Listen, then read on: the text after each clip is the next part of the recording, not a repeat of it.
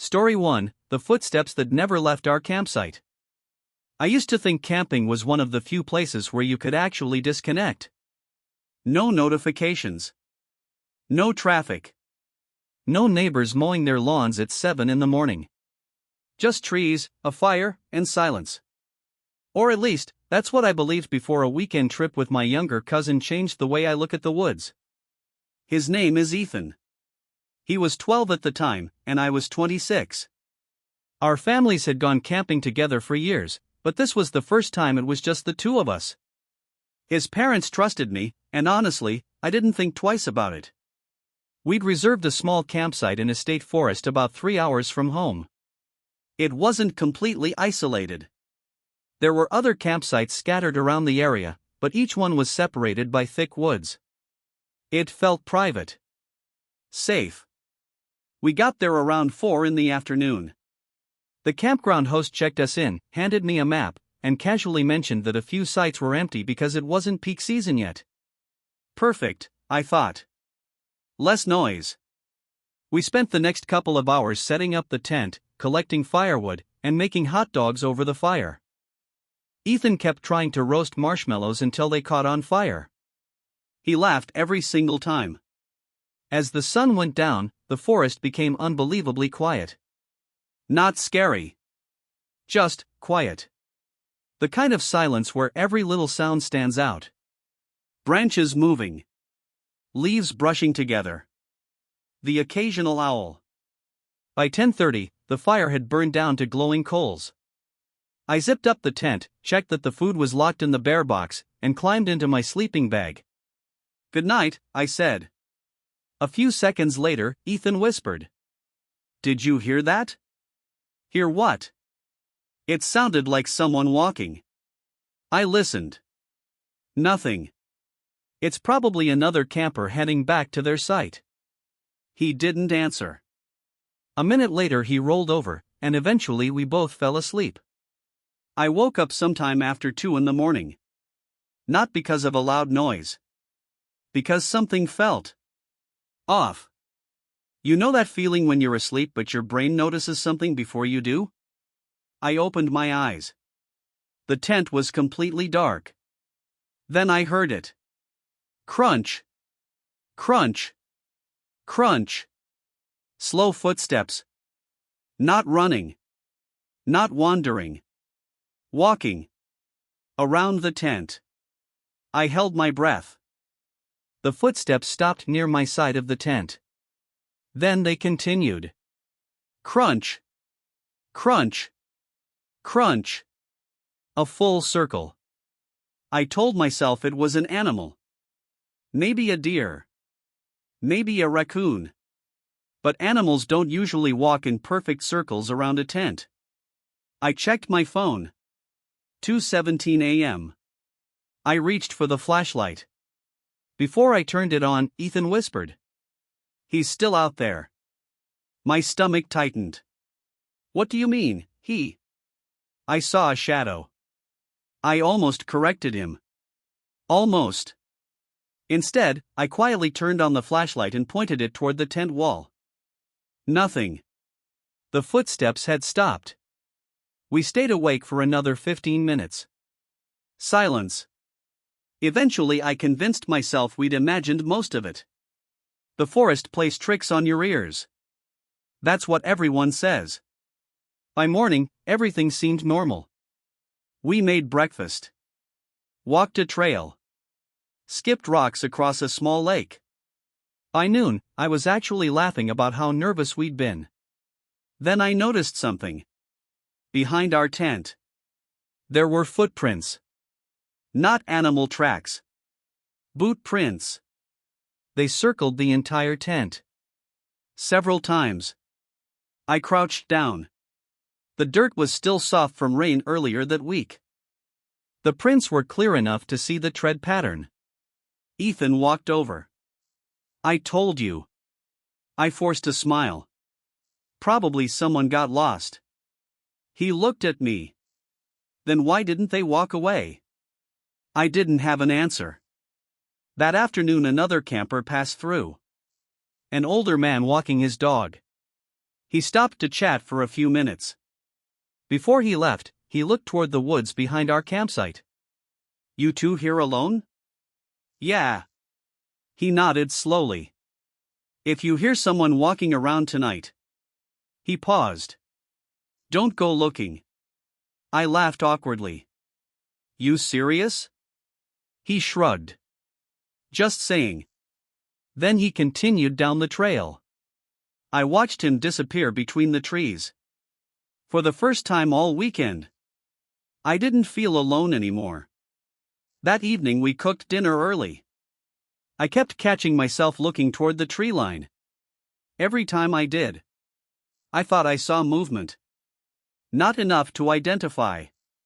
Just something. Probably the wind. Probably. Around 9, Ethan stopped talking altogether. He was staring into the woods.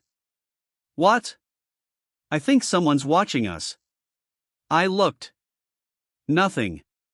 You can't even see 20 feet into those trees. I know. Then how do you know? He answered without taking his eyes off the darkness. Because every time I look over there, it feels like whoever it is ducks down. I told him to stop scaring himself. Truthfully, I was trying to stop scaring myself. We went inside the tent earlier than planned. No campfire stories. No cards. Just silence. Around midnight, the footsteps came back. Crunch. Crunch. Crunch. Exactly the same pace. Exactly the same path. One circle. Then another. This time they stopped near Ethan's side. We both froze. A minute passed. Then, very softly, a hand pressed against the outside of the tent. Not hard. Just enough for the fabric to push inward. 5 fingers. Perfectly visible. Ethan grabbed my arm so tightly it hurt. Neither of us breathed. The hand stayed there for maybe 3 seconds. Then disappeared. The footsteps walked away. I reached for my keys. The truck was only 30 yards away. But between us and the truck, open ground. If someone was waiting, we'd be exposed. I unlocked the truck remotely anyway. The headlights flashed. Immediately, the footsteps started running. Not toward us. Into the woods. Fast. Really fast. Branches snapped. Leaves scattered. Within seconds. Nothing. I didn't sleep again. Neither did Ethan. Just before sunrise, I unzipped the tent. The campsite looked empty. I walked straight to where the hand had touched the tent. Fresh boot prints. Standing inches away from where Ethan had been sleeping. Not circling this time. Standing. Facing the tent. As if someone had been listening. Watching. Waiting. I packed everything in under 15 minutes. We skipped breakfast.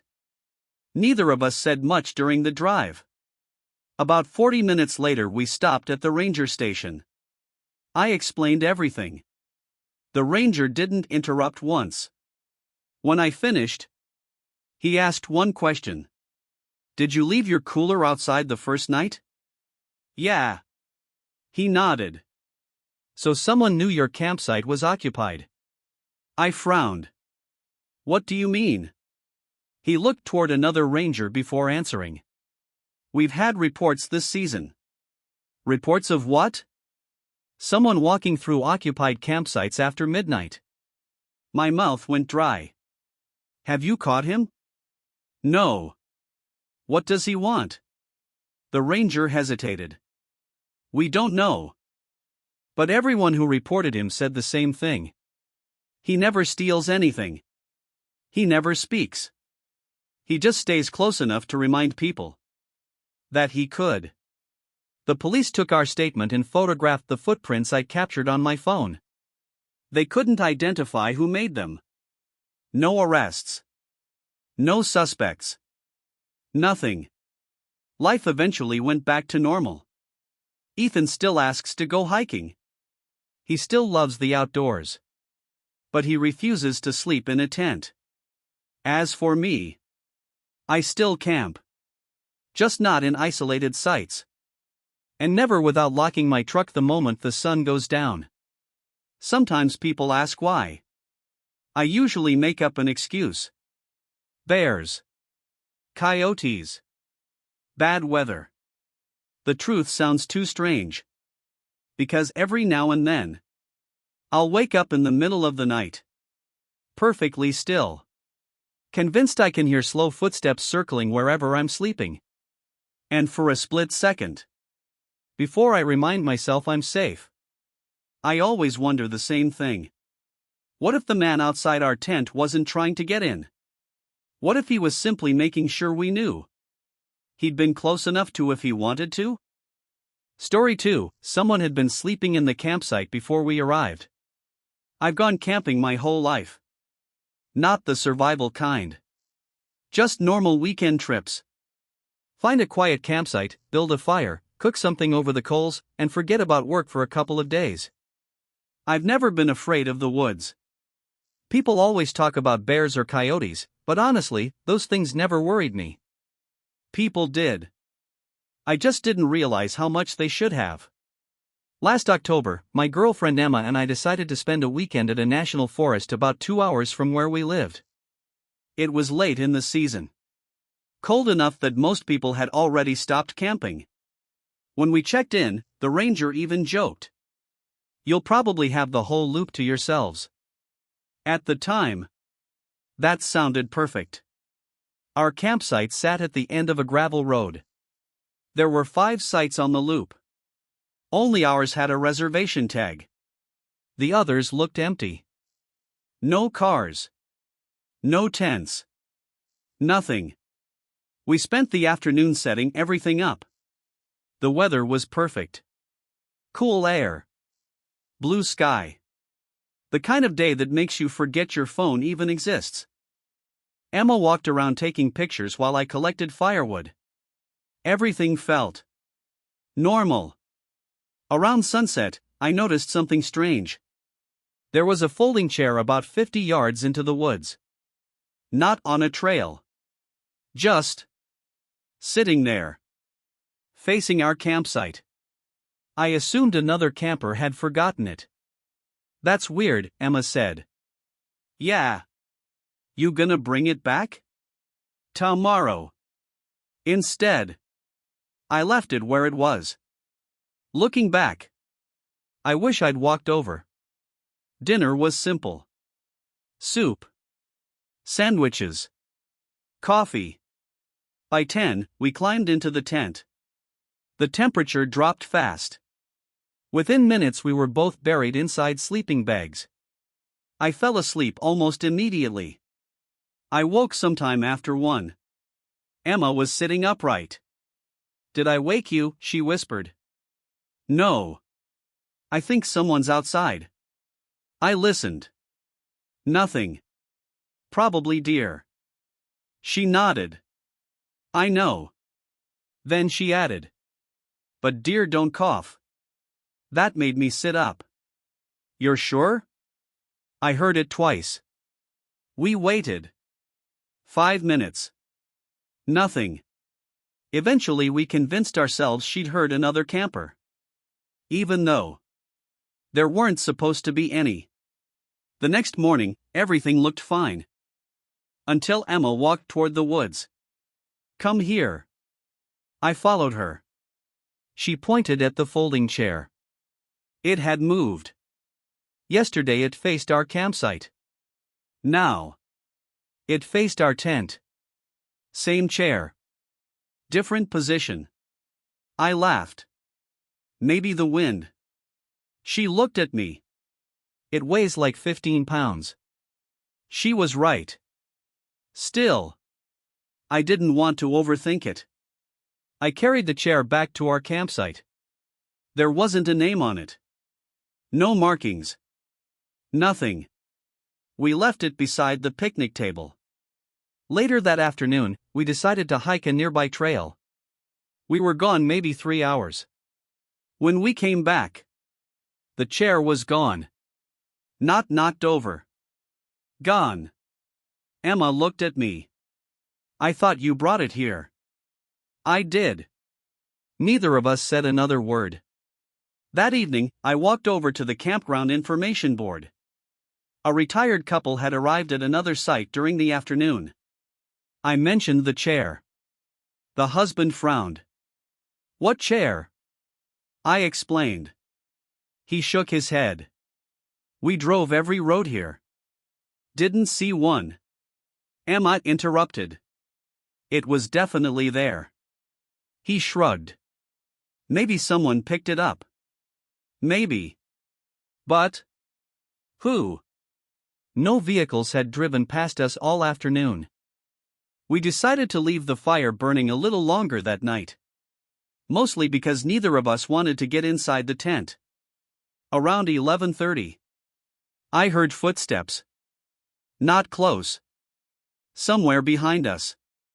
Slow. Deliberate. Crunch. Crunch. Crunch. I turned around.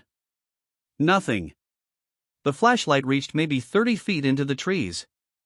Beyond that, complete darkness. The footsteps stopped. So did everything else. Even the insects. Emma whispered. Let's just go inside. Inside the tent, we talked quietly until almost midnight. Then, there was a zipper. Not ours. Another tent zipper.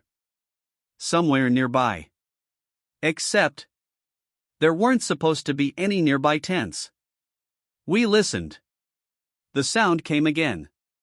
Slowly opening. Then closing. Emma squeezed my arm. Did you hear that? I nodded. Neither of us spoke again.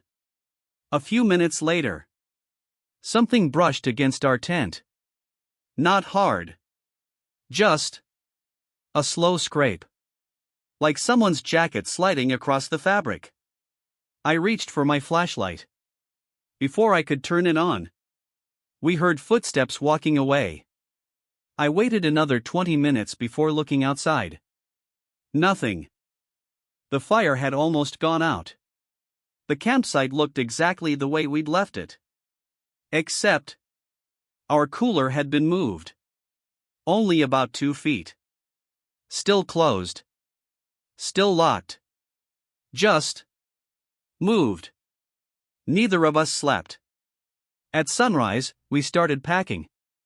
Emma rolled up the sleeping bags while I took down the tent. That's when I noticed it. Underneath where our tent had been, the ground was flattened. Not from us. Older. Like someone had been sleeping there before we arrived. There were several flattened areas. One for a body. One where a backpack might have rested. Another where ashes had been carefully buried. This wasn't random. Someone had been living there. Exactly where we'd pitched our tent. I walked farther into the woods. Maybe 20 yards. Then I found it. A blue tarp stretched low between 2 trees. Hidden so well you couldn't see it from the campsite. Inside, there was a sleeping bag. Empty food cans. Water bottles. A flashlight. Fresh footprints. And a notebook. I didn't open it. I didn't touch anything. I backed away immediately. Emma saw my face before I even reached the campsite. What happened? We're leaving. What? Now. She didn't argue. As we drove toward the ranger station, a man stepped onto the road behind us. Maybe 200 yards back. He wasn't waving. He wasn't yelling. He just stood there, watching our truck disappear. The ranger called law enforcement immediately. 2 officers drove back with us. When they searched the woods, The tarp was still there. The sleeping bag was still there. The food was still there. But the notebook was gone. So was the flashlight. And there were fresh footprints leading away from the campsite. The officers believed someone had been illegally living in the forest for weeks. Maybe longer. They searched until dark. They never found him. Before we left, one of the officers asked me something. "You said the chair disappeared?" "Yeah." He looked toward the woods. "We couldn't find one." I didn't answer. He continued. "If somebody was living here, that chair wasn't forgotten. It was placed there. For what?" He looked directly at our campsite. "So he could sit and watch. It's been almost 3 years. Emma refuses to camp anywhere without dozens of other people nearby. I don't blame her. Sometimes I think about that hidden shelter. How close it was. How easily we could have walked right past it without ever noticing. But the part that still bothers me isn't the chair. Or the footsteps. Or even the fact that someone had probably been watching us. It's wondering what would have happened if we decided to stay one more night. Because whoever was living there never tried to scare us away. He never threatened us. He never spoke. He simply waited. As if he believed that campsite was already his. And we'd unknowingly spent the weekend sleeping in someone else's home. Story 3, my daughter kept waving at someone in the trees. I've always believed kids notice things adults overlook. Usually it's harmless. A bird in a tree. A strange-shaped cloud. A squirrel hiding behind a log. Sometimes they just pay attention to details we ignore. But after one camping trip 3 summers ago, I'm not so sure that's all it is. My wife, our 6-year-old daughter Lily, and I had planned a weekend at a small campground near a lake. It wasn't completely remote. There were maybe 15 campsites spread throughout the forest, but they were far enough apart that you couldn't really see your neighbors through the trees. It seemed like the perfect place for a family weekend. We got there around noon. The weather was beautiful. Sunny. Warm. Just enough of a breeze to keep the bugs away. Lily spent the first hour running around collecting pine cones and pretending every stick she found was a magic wand. Everything felt normal. Exactly the kind of trip we'd hoped for. After lunch, we walked down to the lake. On the way back, Lily suddenly stopped walking. She looked toward a patch of trees across from our campsite. Then she smiled. And waved. I looked over. There was nobody there. "What are you waving at?" I asked. "The man." I laughed. "What man?" "The one behind the tree." I looked again. Nothing. Probably another camper who'd walked away before I noticed. Kids say things like that all the time. We didn't think much of it.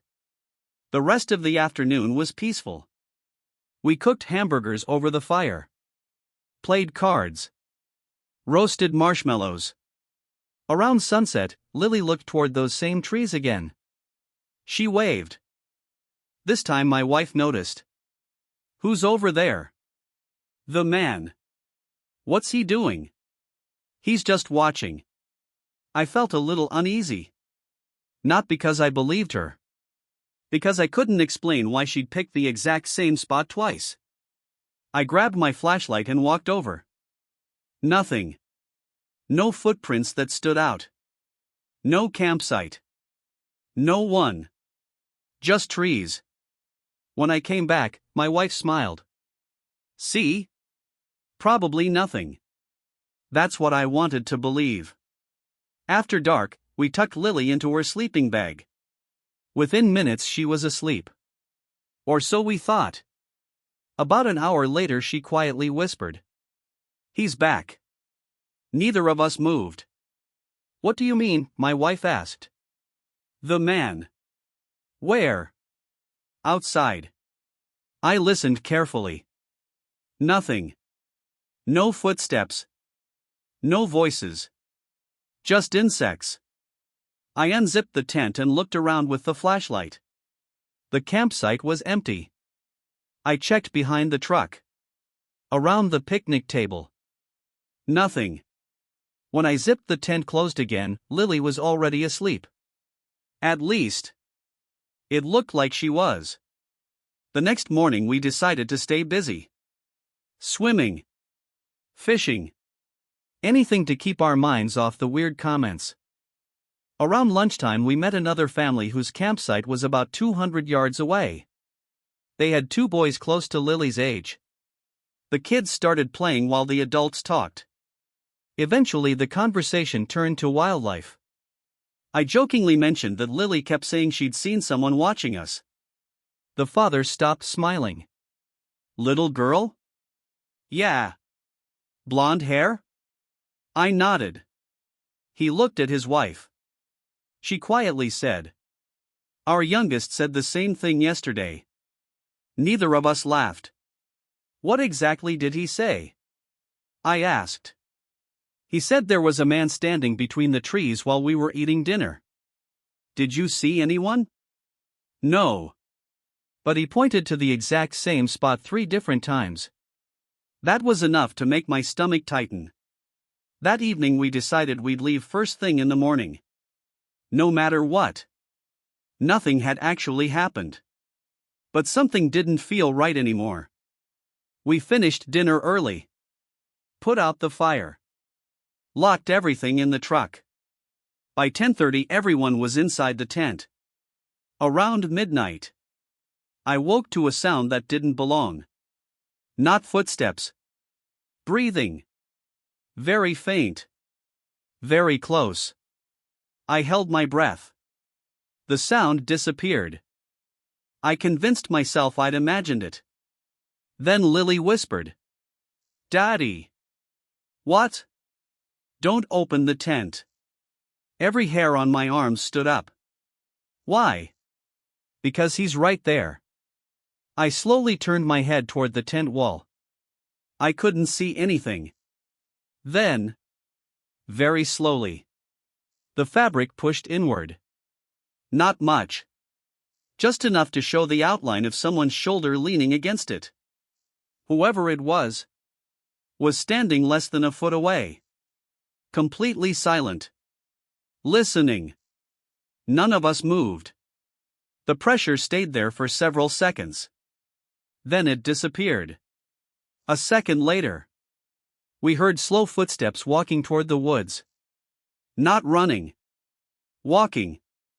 Like whoever it was had absolutely no reason to hurry. I waited almost 5 minutes. Then I quietly grabbed my truck keys. I hit the panic button. The horn exploded through the campground. Lights flashed. The footsteps instantly turned into running. Branches snapped. Someone crashed through the undergrowth. Within seconds, they were gone. Other campers began shouting. Flashlights appeared all over the campground. Someone called out, "Who's out there?" Nobody answered. Park rangers and deputies arrived about 25 minutes later. They searched until nearly sunrise. Behind our campsite they found fresh boot prints. One officer followed them about 100 yards into the woods. Then they disappeared on rocky ground. No suspect. No arrest. Before we packed up, one of the rangers walked over holding something in a plastic evidence bag. It was one of Lily's stuffed animals. The small rabbit she'd been carrying all weekend. We'd assumed she'd left it near the lake. Instead, it had been found behind a tree about 30 feet from our tent. The ranger asked, "Did she lose this?" No. He looked toward the woods. It wasn't dropped. It had been placed there. My wife asked, "What do you mean?" He hesitated. It was standing upright. Facing your campsite. We left immediately. A detective called me a week later. They'd interviewed several campers from that weekend. 3 different families had reported seeing a man walking alone after dark. Always wearing dark clothes. Always disappearing before anyone got close. No one got a clear look at his face. The investigation eventually went cold. Lily is 9 now. She barely remembers that trip. She only remembers that she didn't like the quiet man. Sometimes she'll ask if we can go camping again. We always choose crowded campgrounds. Places with lights. Neighbors. Noise.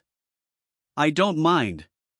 Because every now and then, I'll remember the way she looked toward those trees before any of us realized something was wrong. She wasn't scared at first. She thought someone was simply standing there. Watching. Waiting. And the thought that still keeps me awake isn't that a stranger stood outside our tent. It's wondering how long he'd been there. Before my daughter was the first person to notice him. Thanks for watching. Please like and subscribe.